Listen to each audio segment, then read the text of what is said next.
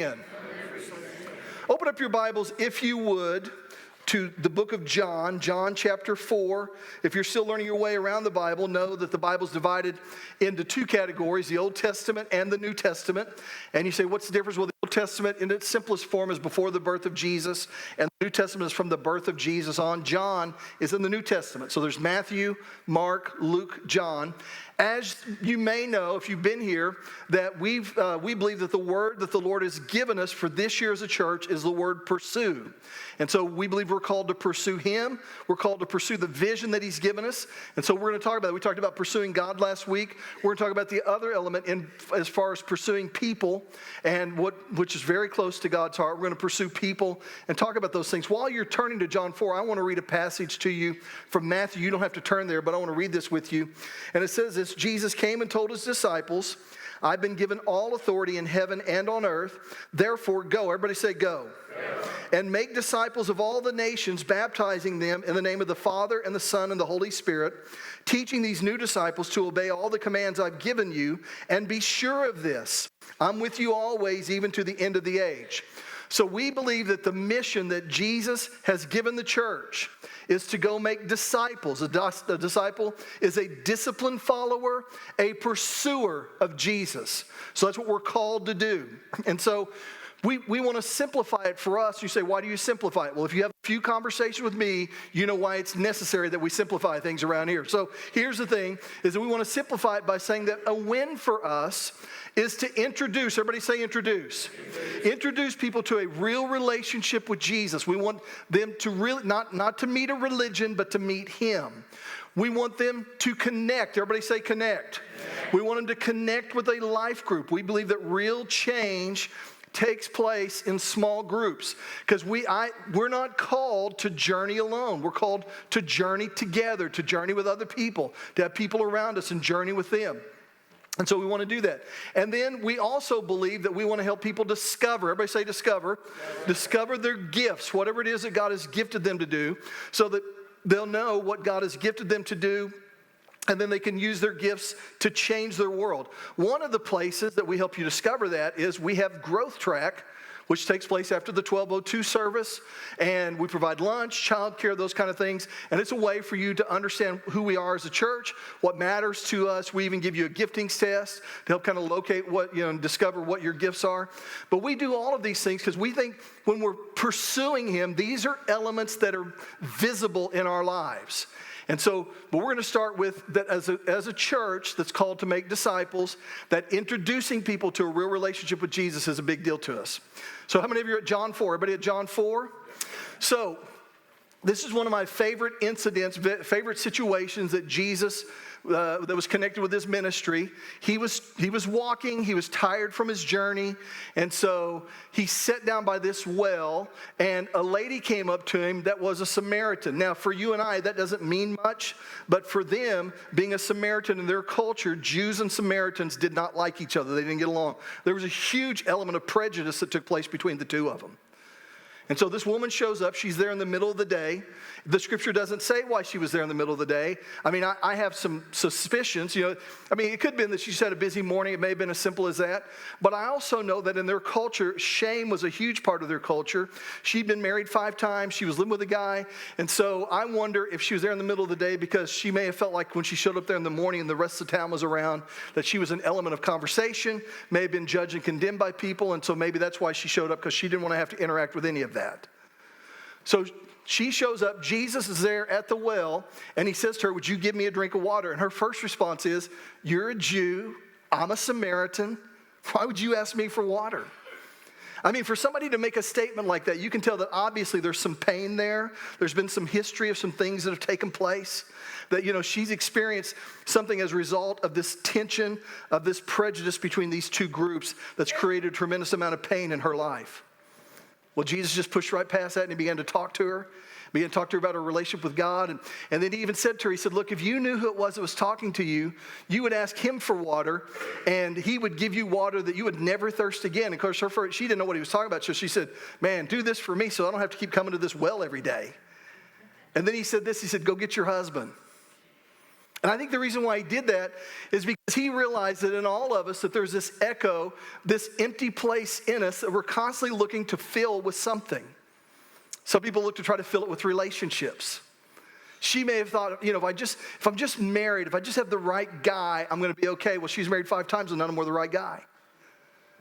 Some people, maybe it's a substance issue. Well, if I just, the addictions are just a result of just trying to satisfy this empty place in us, this thirsty place in us. Some people try to do it through different things. Some people try to do it through money, through achievement. And Jesus was letting her know there's only one thing that can satisfy that thirsty part of you. And Jesus was letting you know that it was him. He's the only one that can satisfy that. So he begins to talk to her about her life, and she's so impacted that she runs to tell the other town, these other people that she didn't have anything to do with. All of a sudden she goes and she becomes this teller, telling them, you need to come hear this guy that's told me everything I've ever done. And so we're going to pick up with that part of the story. So look with me, if you would, in John 4, verse 27. It says, just then his disciples came back. They were shocked to find him talking to a woman, but none of them had the nerve to ask, what do you want with her? Or why are you talking to her? The woman left her water jar beside the well and ran back to the village telling everyone, come and see a man who told me everything I ever did. Could he possibly be the Messiah? So the people came streaming from the village to see him. Meanwhile, the disciples were urging Jesus, Rabbi, eat something. But Jesus replied, I have a kind of food you know nothing about. Did someone bring him food while we were gone? The disciples asked each other. In other words, when they showed up, what they saw was they saw this woman, and in their culture, women were not always considered valuable. Many times they were considered property. That's not the heart of God, right? It's not the heart of God. And Jesus revealed the heart of God. In other words, he didn't see a second-class citizen. He saw an individual that mattered to the heart of God, and so he engaged with the conversation. That's not what the disciples saw. So they were asking different questions. They saw a Samaritan, somebody that had created pain for them, somebody they felt justified in being prejudiced against. I wonder how much prejudice has cost the church over the years. In loving people just because they look different than we do. Or let me back up. Just because they don't look like me or don't look like you, that prejudice has just robbed the church. The devil's used it.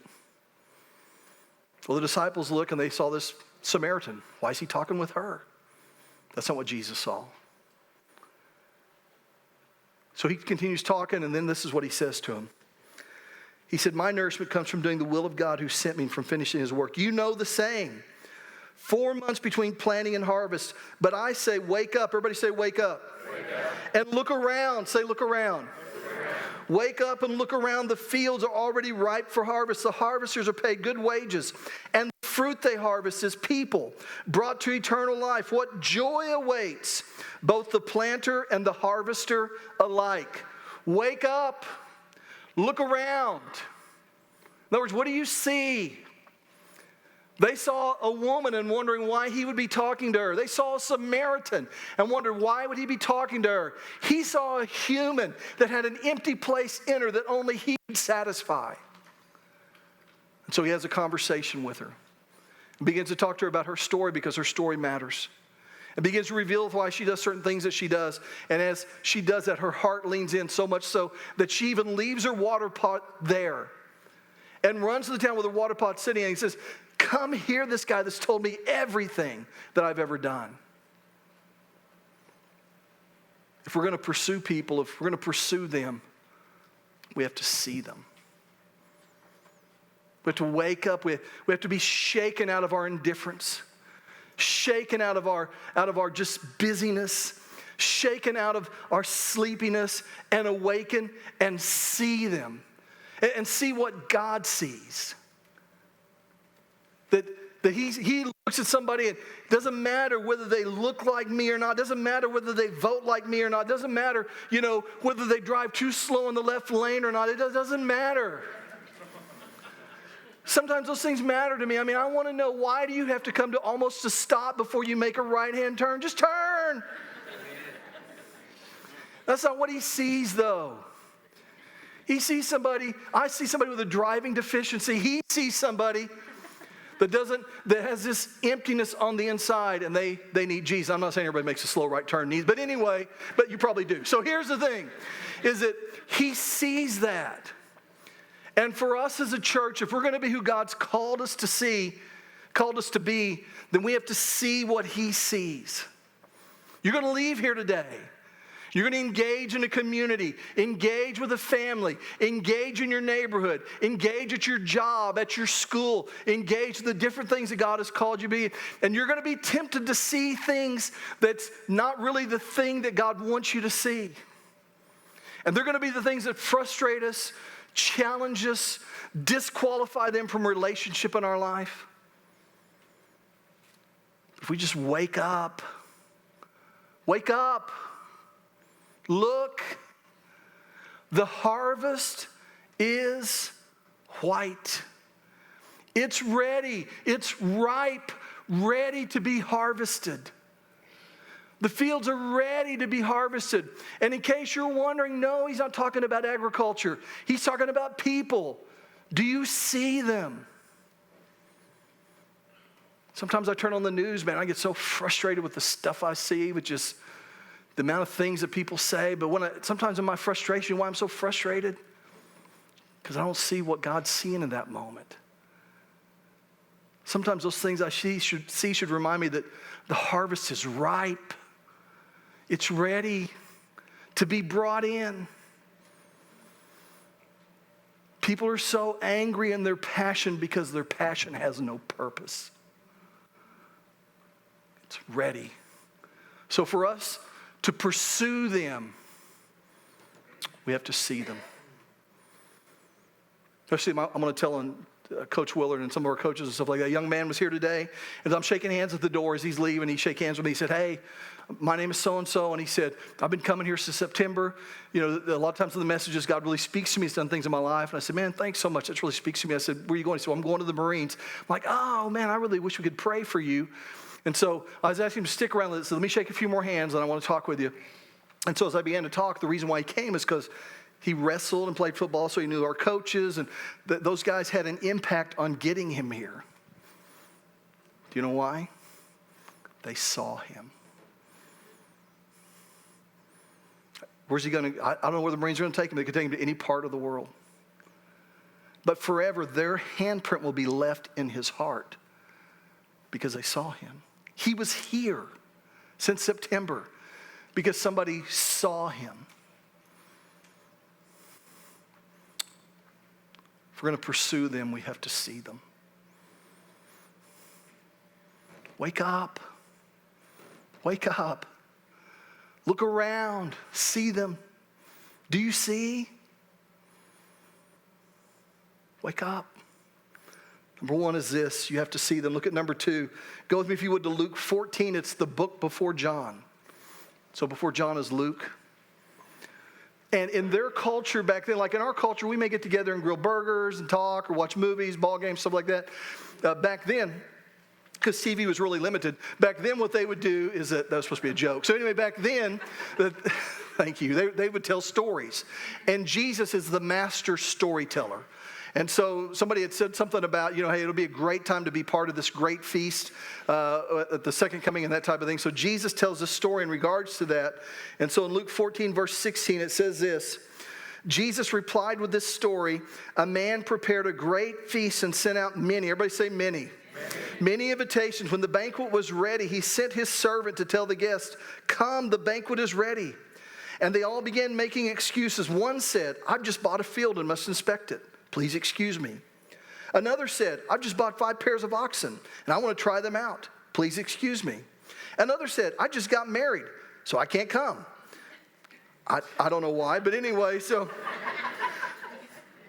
I'm just going to move. Anyway, the servant returned and told his master what they had said. And his master was furious and said, "Go," everybody say go.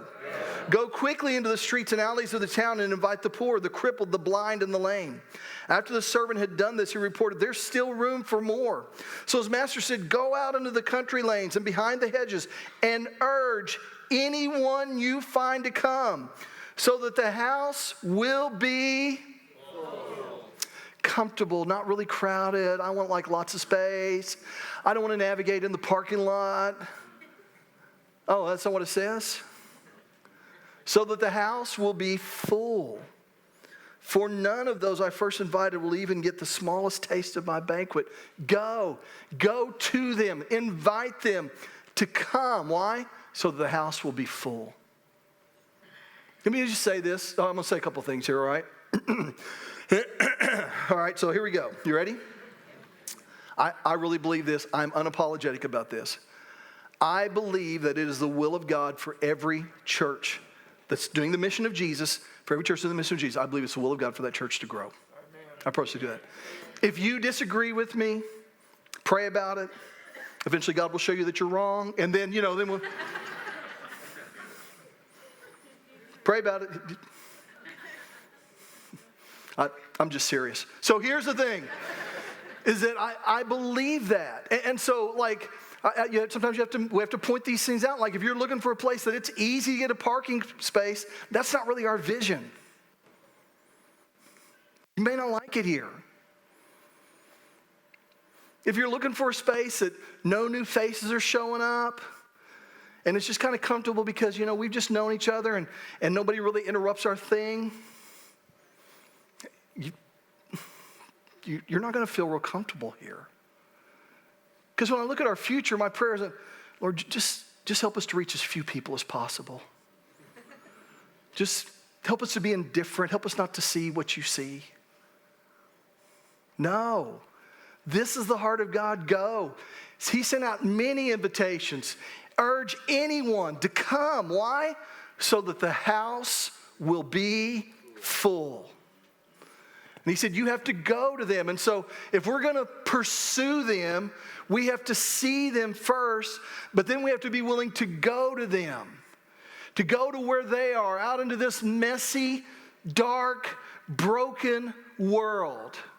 And it's uncomfortable, and it's messy. And sometimes you go out there and we don't know what to do, and it's just, sometimes it's just this challenge. And sometimes people will criticize us. Matter of fact, if we're doing it right, we should be getting criticized. Go to them. We have two examples, and there's more of that, but I'll give you two examples with Jesus. One that we talked about before. There was a guy named Matthew that was a tax collector, and nobody wanted anything to do with him. And so one day Jesus comes up to him, and he says, hey, Matthew, I want you to come to my house. Oh, no, he said, Matthew, I want to go to your house. I want to go to your house, Matthew. And so Matthew said, okay. Well, the religious people didn't like Matthew, so Matthew invited his friends.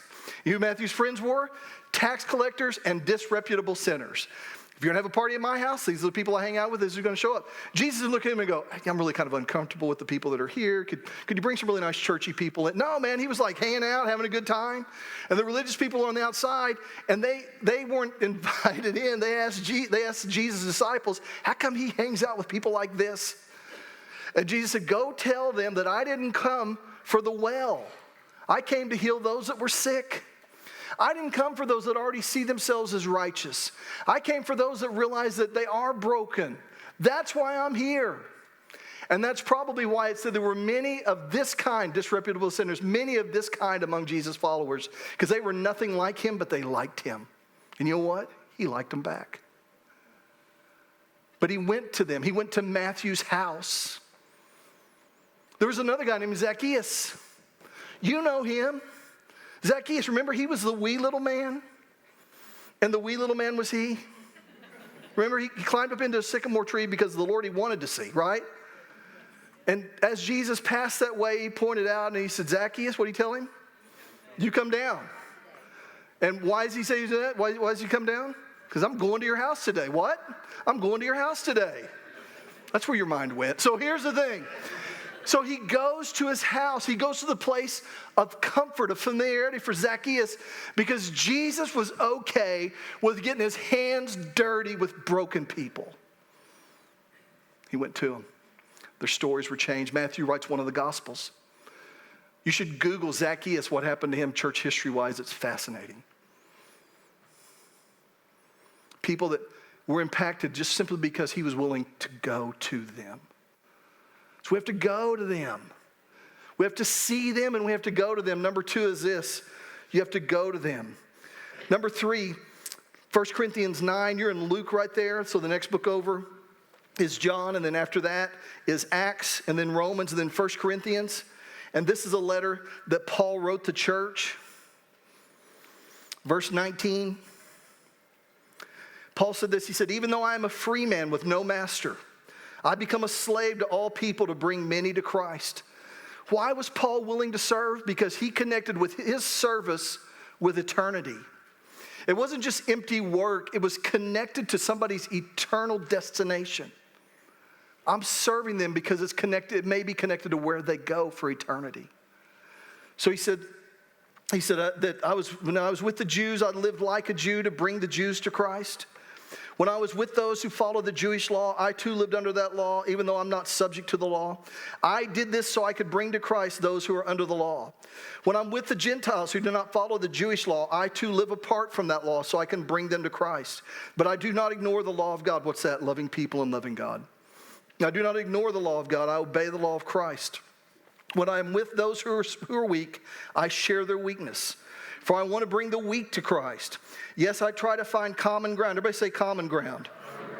I try to find common ground with everyone, doing everything I can to save some. I do everything to spread the good news and share in its blessings. The church thinks if we get up and declare over and over again all the things that we're against, that people will be rushing into the church doors. But Paul said, I look for common ground with people in order to connect them with Christ.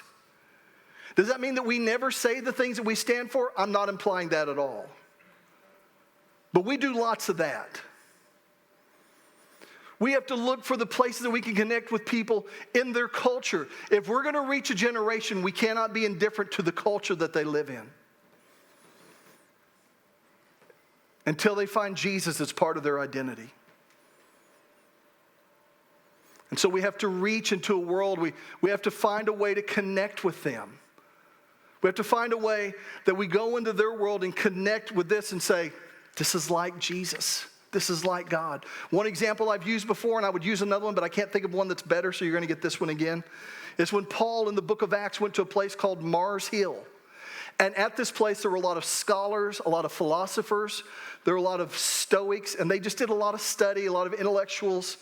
And so this has kind of been a thing that sometimes people, in order to express their intellect, they'll show a lot of, they say, well, we're just open-minded. So they had all of these statues up on this hill that had these different gods that they were named after, all these idols.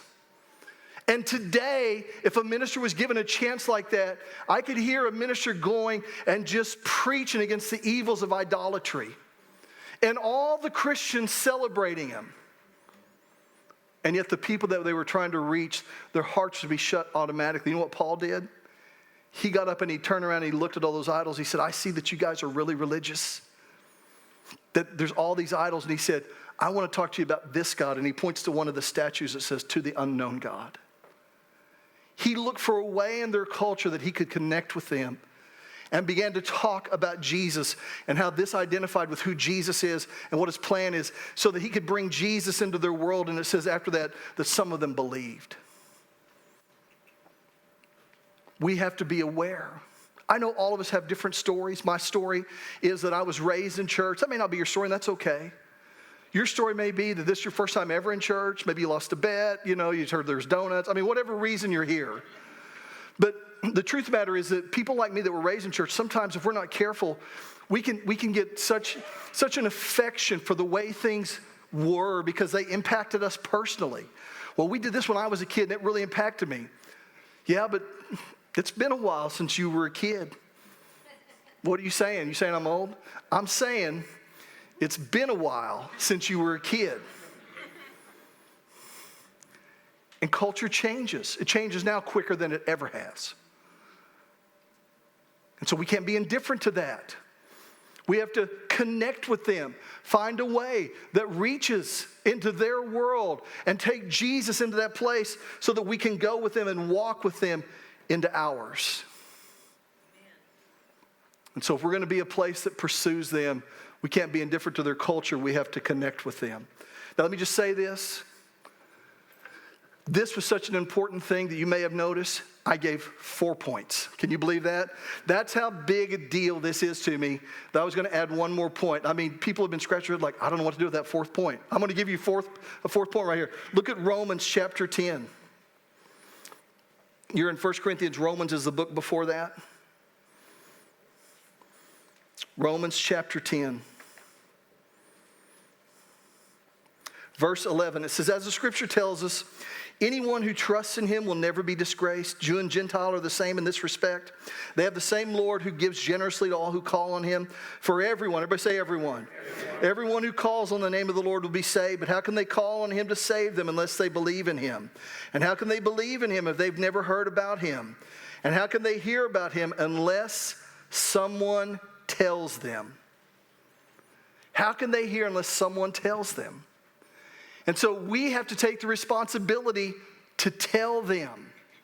To tell them. Now, I will tell you this much, because I was raised in church. When I would hear this was a little scary to me, because anytime I think about telling them, that always sounded like, oh my gosh, I got to preach a sermon to somebody, and I really don't want to do that. And that's not what I'm saying. You can go, whew. And then also, because I would think, what if I don't know the answer to the question? Well, okay, you just relax, okay? I'm going to help you with that. There's going to be questions I ask that you're not going to know the answer to. Oh my gosh, what do I say? Okay, I'm going to tell you, this is the answer that I've developed. Are you ready? You want to tell people when they ask me a question I don't know, you know what I say? I don't know. You should practice that. Because sometimes we do more harm to people than good when we try to give them a theological answer for a really broken part of their life, and they leave and they think, really? We're better off if we don't know, saying, I don't know. But we can still tell them our story.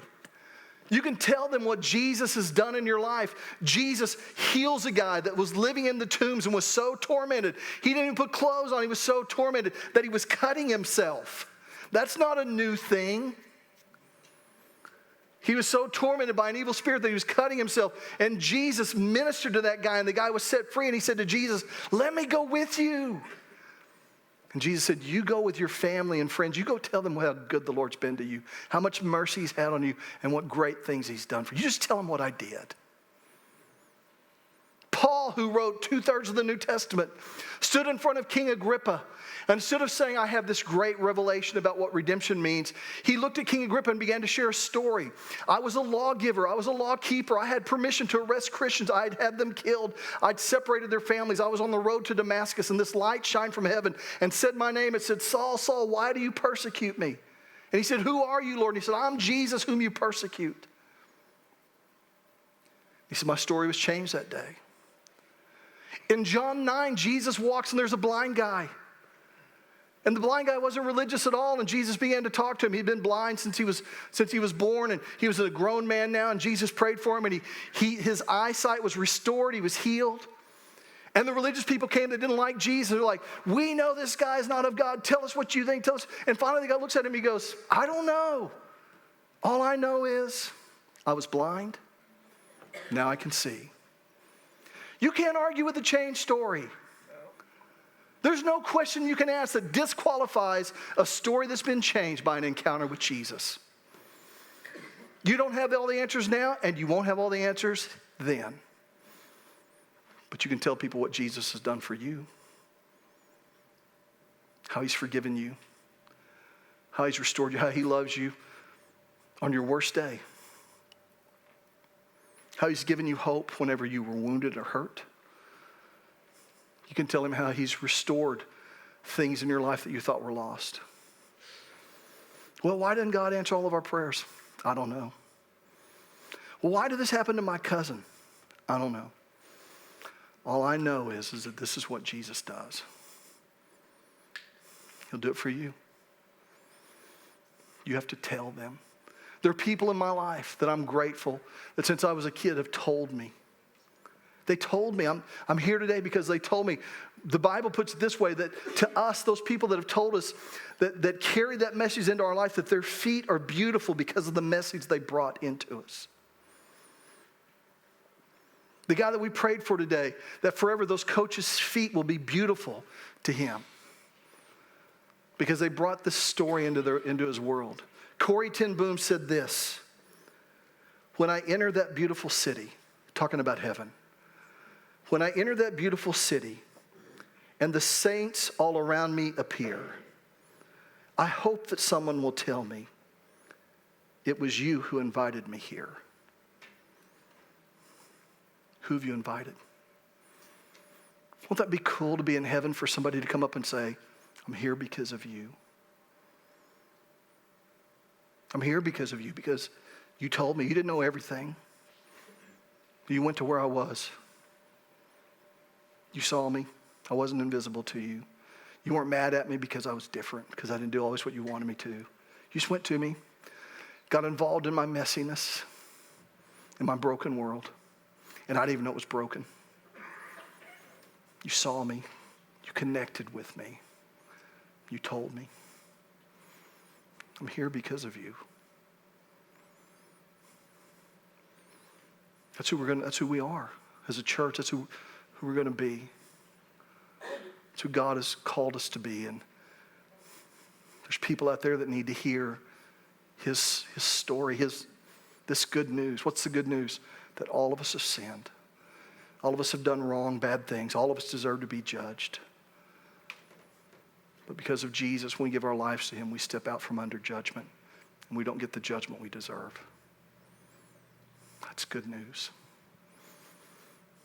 I hope someone will tell me, because of this place, I'm here.